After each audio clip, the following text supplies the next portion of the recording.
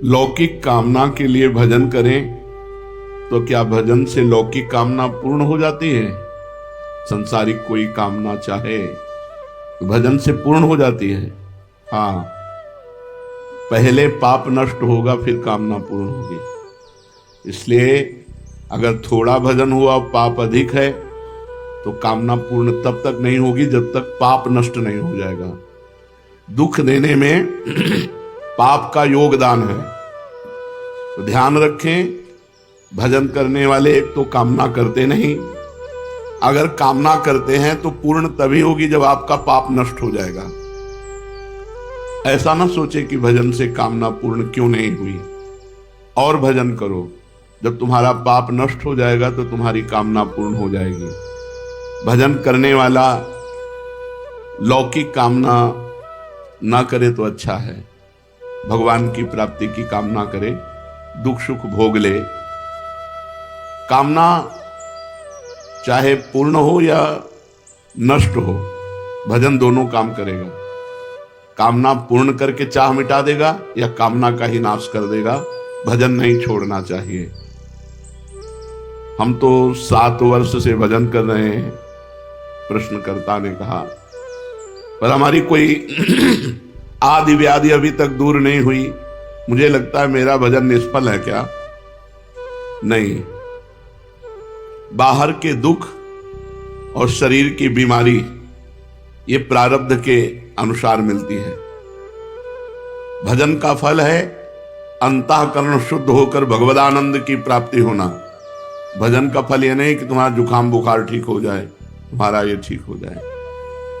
अगर चाहोगे उस कोटि का भजन करोगे तो हो जाएगा, पर भजन का फल ये नहीं है। भजन का फल है अंतःकरण की पवित्रता और भगवदानंद की प्राप्ति। महाराज, शरणागति का क्या अर्थ है? सब प्रकार से अपने सर्वस्व को, तन मन धन, कामना वासना बुद्धि अहंकार, सबको भगवान को अर्पण कर देने से शरणागति पूर्ण हो जाती है। तन मन धन कामना वासना बुद्धि अहंकार, इसमें अपनापन न मानना, ये सब भगवान का है, ऐसा अर्पण कर देना। अहंकार भी भगवान का है, बुद्धि भी भगवान की है, मन भी भगवान का है, चित्त भी भगवान का, तन भी भगवान का, धन भी भगवान का, मन भी भगवान। अब सारा भार प्रभु पे अर्पित करके हम निश्चिंत हो गए, निर्भय हो गए। बहुत बढ़िया बताया, पर ये होता नहीं है। इसका साधन क्या है?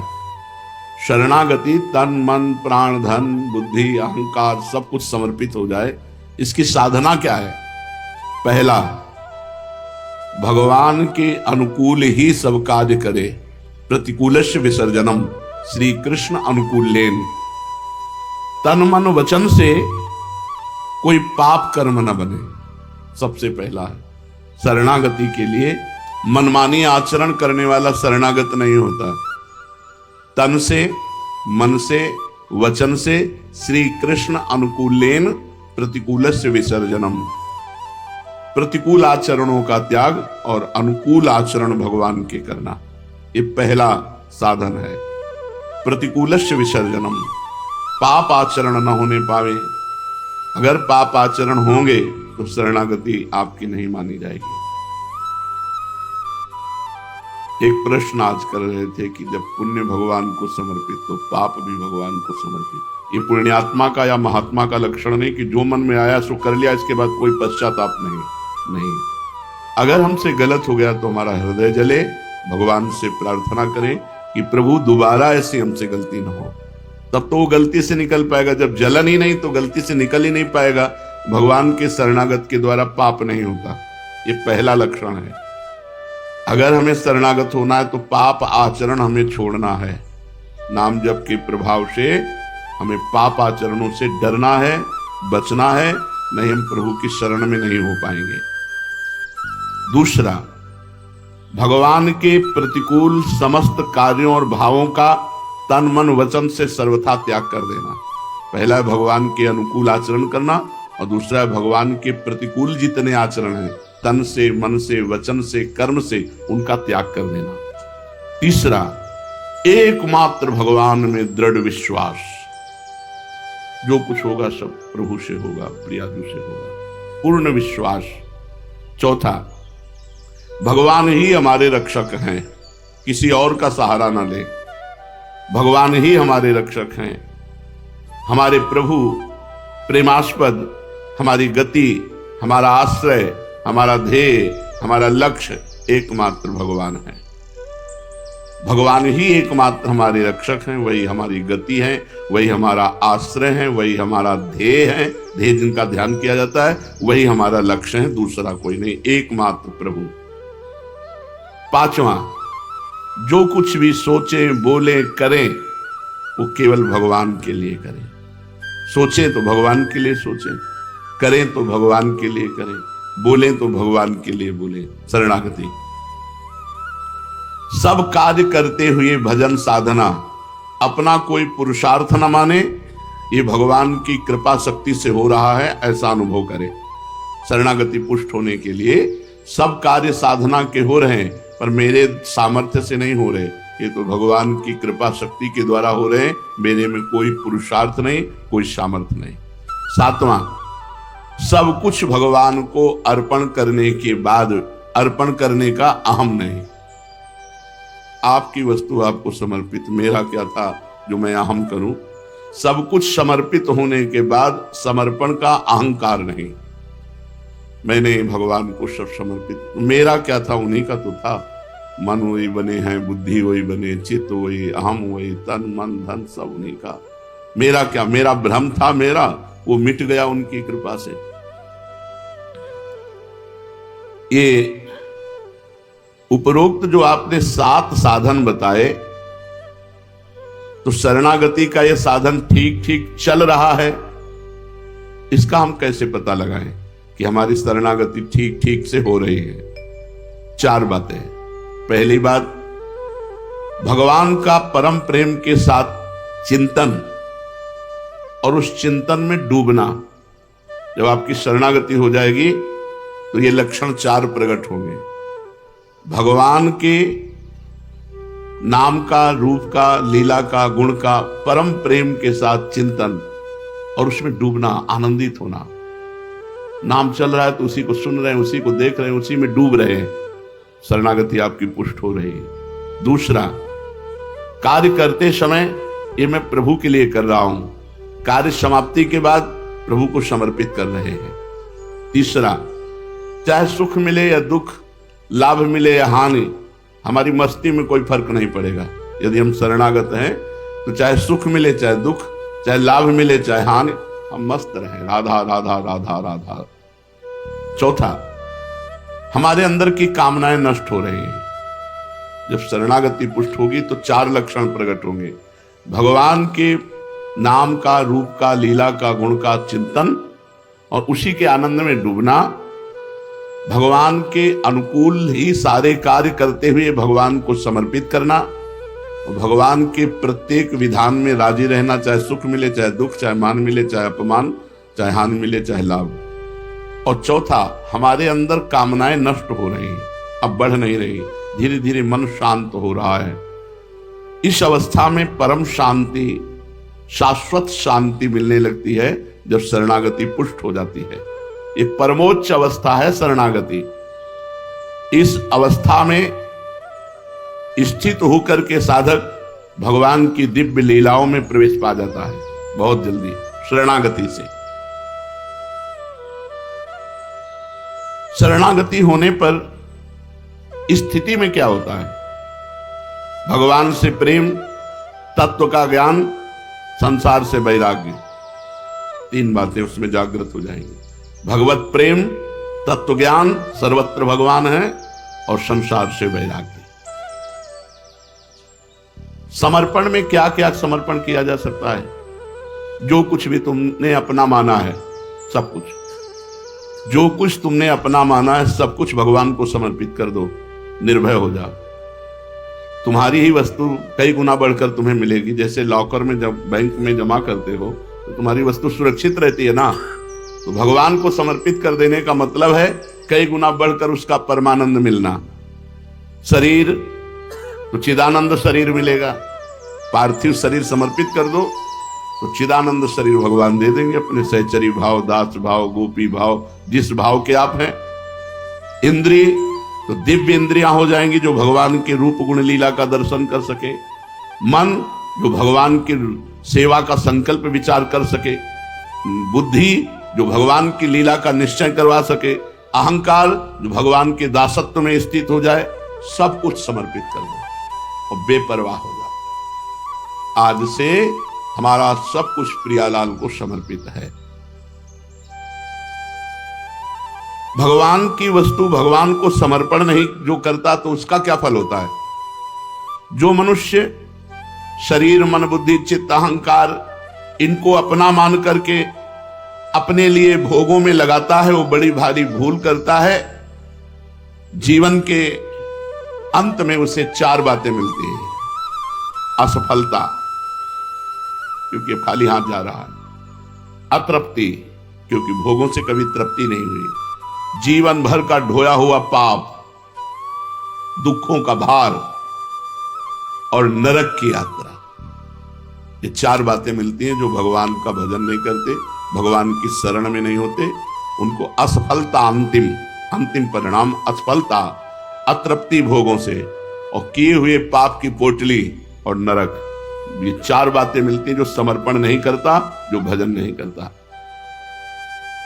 अपने को भगवान के प्रति समर्पण करने से क्या लाभ होता है?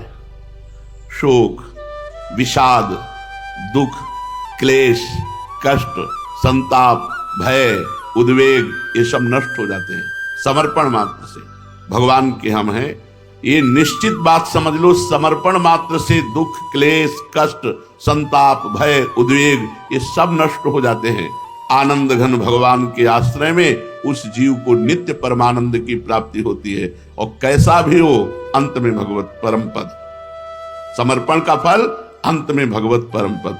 जीवन भर कष्ट, क्लेश, उद्वेग, अशांति उसे छू नहीं सकती जो भगवान का शरणागत है।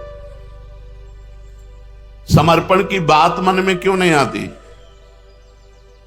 क्योंकि सत्संग नहीं मिला। श्रवण सुजस सुनि आयऊं, प्रभु भंजन भवभीर, त्राहि त्राहि आरति हरन, सरन सुखद रघुवीर। शरणागत को सुख देने वाले हे रघुनाथ जी, त्राहिमाम त्राहिमाम, आपका यश सुन करके आपकी शरण में मैं आया हूं। जब तक भगवान की महिमा सत्संग में सुनने को नहीं मिलती तब तक शरणागति का भाव उदय नहीं होता। और जब तक विपत्ति नहीं घेरती तब तक असली शरणागत नहीं होती। जैसे गजेंद्र जब हार गया, देखा पूरा परिवार गया छोड़कर, मेरे में भी बल नहीं रह गया, अब ग्राह मुझे घसीट ले जाएगा, तो शरणागत हो गया। जब द्रौपदी ने देखा कि पूरी सभा पांडव भी कोई साथ नहीं दे रहे, मेरी भुजाएं थकित हो गई, अब मैं दांत से भी नहीं पकड़ सकती, तो हा गोविंद द्वारिका वासिनी। जीव शरणागत तब होता है जब या तो भगवान का सुयस सुनने को मिले सत्संग में तो शरणागत हो गया, या भारी विपत्ति घेर ली और कोई बल नहीं रह गया तो सुनेरी मैंने निर्बल के बलराम। जिसका कोई बल नहीं वो भगवान के आश्रित, भगवान के समर्पण। समर्पण में मुख्य बाधा क्या है? अपने को योग्य समझना। साधक के अंदर एक अयोग्यता बैठी रहती भाव में, मैं योग्य नहीं हूं, मेरे अंदर वो बात नहीं जो होनी चाहिए। यही शरणागति का लक्षण है। और जिसको ये मैं योग्य हूं तो शरणागत नहीं हो सकता। पहला, अपनी योग्यता का बोध होना कि मैं योग्य हूं, ये शरणागति में बाधा है। दूसरा, कोई पद मिल जाना बहुत हानिकारक है। कोई पद, लौकिक पद मिल जाना, ये भगवत प्राप्ति के लिए बहुत बाधक है। कोई भी पद मिल जाना, सम्मान वाला। अगर पद है वो अहंकार नहीं तो कोई परेशानी नहीं।